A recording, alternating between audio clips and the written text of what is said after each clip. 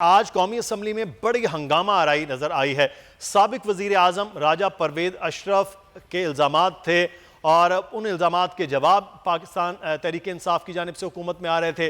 कादर पटेल साहब ने कहा कि एक लोटा इस हुकूमत में है जो कभी काफ लीग में, कभी नून लीग में, कभी पीटीआई में, दूसरे पर इल्ज़ाम। और फिर जब उमर अयूब साहब उठे और उन्होंने कहा कि मेरे घर में एक किताब पड़ी है जिसमें लिखा हुआ है कि जुल्फी वो कौन था, वो उन्होंने कितनी जमातें तब्दील की हैं, इस किस्म के बयानात आज असम्बली में होते रहे। लेकिन राजा परवेज अशरफ साहब ने आज अपने दौरे हुकूमत में कहा कि हमारे दौरे हुकूमत में कितना बिजली के यूनिट था। वो आपको पहले शॉर्ट सुनवाते हैं कि उनका कहना क्या था, फिर आपको बताते हैं कि उस दौर में बिजली के नर्ख क्या थे।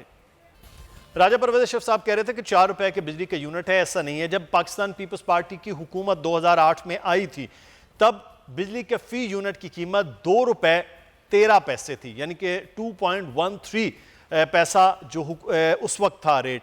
लेकिन उसके बाद जब राजा परवेज अशरफ साहब ही वजीर आजम के तौर पर उनका टेन्योर ख़त्म हुआ 2013 में, 2008 से 2013 में, 2008 में ये कीमत 2.13 पैसे थी। और उसके बाद जब पाकिस्तान पीपल्स पार्टी की हुकूमत ख़त्म हुई तो उस वक्त 9.38 पैसे रेट था।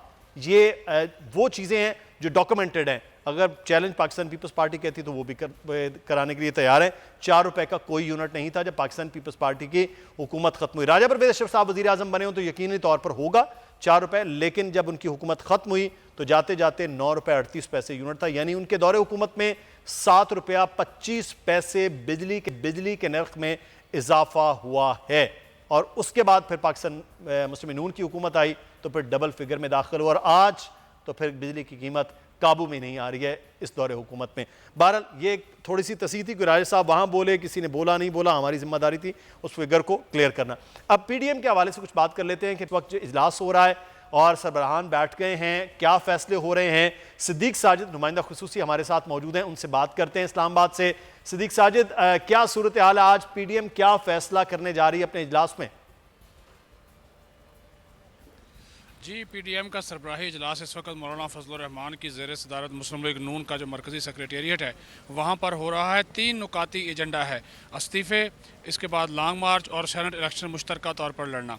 दोनों जो बड़ी जमातें हैं पीपल्स पार्टी और नून लीग, इस हवाले से अपनी अपनी जो तजावीज़ हैं वो आज के इजलास में सामने रखेंगे। मरीम नवाज़, बिलावल भुट्टो ज़रदारी, एहसन इकबाल, शाहिद खकान अब्बासी, शहरी रहमान, राजा परवेज अशरफ और पीडीएम में शामिल दीगर जो 10 जमातें हैं उनके मरकज़ी रहनुमा और पार्लिमानी जो रहनुमा हैं वो इसमें मौजूद हैं। अब से थोड़ी देर बाद इस मीटिंग को ज्वाइन करेंगे आसिफ अली ज़रदारी वीडियो लिंक पे और नवाज शरीफ भी इसको ज्वाइन करेंगे। जो जैसा कि मैंने आपको 3 नुकाती एजेंडे के हवाले से बताया कि इसमें इस्तीफ़ों का मामला, इसके ऊपर फैसला करना है कि इस्तीफ़े कब देने हैं, और साथ ही साथ फिर लॉन्ग मार्च। और लॉन्ग मार्च के लिए तजावीज़ जो है मुस्लिम लीग नून और पीपल्स पार्टी की एक ही हैं कि मार्च के आखिर में जो है वो लॉन्ग मार्च जो है वो किया जाए। और इस हवाले से पीपल्स पार्टी की तजवीज़ है कि 23 मार्च को इसका आगाज़ कर दिया जाए। नून लीग ने भी कहा था कि मार्च के आखिरी हफ्ते में या वस्त मार्च में जो है वो लॉन्ग मार्च किया जाए और लॉन्ग मार्च के बाद जो है वो फिर जो है वो इस्तीफ़ों का ऑप्शन के ऊपर जो है वो गौर किया जाए। अलबत्ता एक बड़ा फैसला जो है वो सेनेट के इंतखाब को मुश्तरका तौर पर यानी कि पीडीएम के प्लेटफार्म से लड़ने से मुतल्लिक भी आज के इजलास में किया जाएगा। तो ये तीनों नुकात हैं जिसके ऊपर हर जमात जो है वो अपना अपना इनपुट सामने रखेगी। फिर उसके बाद जो आइन में 26वीं तरमीम हुकूमत करना चाह रही है सेनेट के इलेक्शन के हवाले से कि वो शो ऑफ हैंड से सेनेट के इलेक्शन हो, इससे हवाले से भी अब जो कार्रवाई सेनेट और कौमी असम्बली में हुई है और जो हाथापाई हंगामा राई की सूरत हाल पैदा हुई, इसके ऊपर भी अपोजिशन की जमातें आज अपनी जो हिकमत अमली है वो मुरतब करने जा रही हैं। जी ठीक है, सिद्दीक साजिद हमें तफसीलात से आगाह कर रहे हैं। जेल में नुमाइंदा खुसूसी, बहुत शुक्रिया सिद्दीक आपके वक्त का। और अब ये क्या फैसला होता है, 3 नकाती एजेंडा है। लगारी साहब आपसे आगाज़ कर लेते हैं। सर, ये मिलकर इलेक्शन लड़ने का बड़ा अजीब मामला हो रहा है कि पाकिस्तान पीपल्स पार्टी की ये तजवीज़ थी मिलकर इलेक्शन लड़ा जाए। तो मुझे मरीम नवाज़ साहिबा के वो जुमले याद आ रहे हैं जब उन्होंने कहा था कि अगर इमरान खान को वोट दोगे तो वो जरदारी को चला जाएगा, जरदारी को वोट दोगे तो इमरान खान को चला जाएगा, दोनों भाई भाई हो गए। अब मिलकर ये इलेक्शन लड़ रहे हैं तो अब क्या कहा जाएगा? मरीम नवाज साहिबा की अगर वो जमात के कोई मेंबर होते तो मैं उनसे सवाल करता, लेकिन मैं आपका तज्जिया चाहूँगा इस सारे मामले पे। मगर अपने अपने मकाम पर कभी तुम नहीं कभी हम नहीं, तो ये तो सियासत है। सियासत में इस तरह होता है कि आज एक मकाम पर खड़े होते हैं और कल दूसरे मकाम पर खड़े होते हैं। और मैं तो आपको लिस्ट बता सकता हूँ कि कौन से लोग जो हैं कल किस मकाम पर थे और उससे पहले किस मकाम पर थे और उससे पहले किस मकाम पर बड़ी थे। और आज तफसील है सर, बड़ी और फहरिस्त है मैं लंबी। और भी आपको बता सकता हूँ कि ये कल कहाँ पर होंगे, कौन कहाँ पर होगा, तो इस तरह की सूरत हाल तो है। लेकिन ये कि सियासत है और सियासत में इस तरह से, और थर्ड वर्ल्ड के एक बेचारे मुल्क की सियासत है, एक ऐसा बेचारा मुल्क जिसमें अवाम की नहीं सुनी जाती है और अवाम के दर्द पर कोई बात नहीं होती है।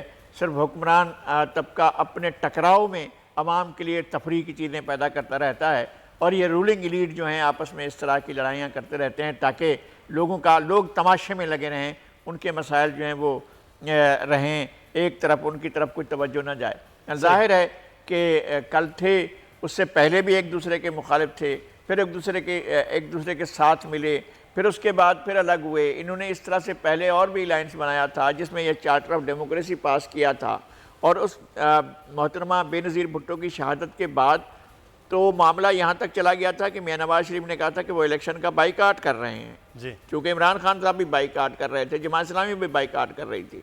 लेकिन मोहतरमा के उस वक्त वो एक अच्छा फैसला था जिसके बाद मियां साहब भी बहरहाल नहीं, इलेक्शन में आए। वो तो जरदारी साहब ने जाकर कायल किया था मियां नवाज शरीफ को कि आप बाइकाट न करें, इसका नुकसान बहुत ज़्यादा होगा आपको, और यही हुआ कि उन्होंने इलेक्शन में हिस्सा लिया था। और फिर उनके बाद आपस के इख्तलाफात, एक दूसरे को घसीटने की बातें, एक दूसरे को क्या क्या करने की बातें जो होती नहीं। ज़ियाउल हक के बेटे की बातें, मैं गबोल साहब से, सर ज़ियाउल हक के बेटे के साथ मिलकर इलेक्शन लड़ रही है अब आपकी जमात, या नहीं लड़ेगी सेनेट का इलेक्शन? देखिए, ज़ियाउल हक तो चला गया, दफन हो गया, मगर आज जो सिलेक्टेड बैठा हुआ है वो उसी कड़ी का तसलसल है और हमने वंस एंड फॉर ऑल छुटकारा पाना है। नवाज शरीफ साहब का जो पास्ट है वो अपनी जगह, मगर we can not deny that recently he is been very pro democracy and anti non democratic measures. तो और अभी उनकी जो बेटी है वो भी डेमोक्रेसी की बात करती हैं, वो कोई डिक्टेटरशिप या एस्टैब्लिशमेंट की तो बात नहीं करती ना कि हम बोले कि नहीं कभी ज़ियाउल हक के साथ उनका साथ था। और आज जो सिलेक्टेड बैठे हुए हैं उनका भी हिस्ट्री सामने है कि किस तरह उन्होंने 20-25 साल नर्सरी में उन्होंने परवरिश ली। और मुशर्रफ साहब की भी इंटरव्यूज मैंने देखे हैं जहाँ पे मुशर्रफ साहब बोलते हैं कि हमने इमरान खान को सपोर्ट किया।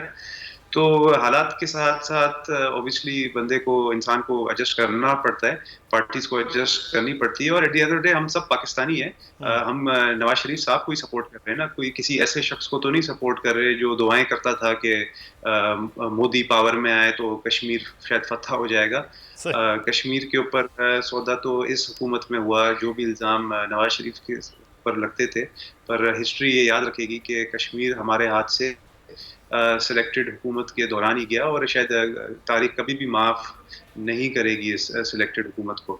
और हम यही चाह रहे हैं इस वक्त कि बिलावल भुट्टो ज़रदारी साहब की, क्योंकि पहली एंट्री है सियासत में, तो उनका जो सियासी करियर है वो डेमोक्रेटिक फोर्सेस के साथ ही रहे और नॉन डेमोक्रेटिक फोर्सेस के साथ नहीं।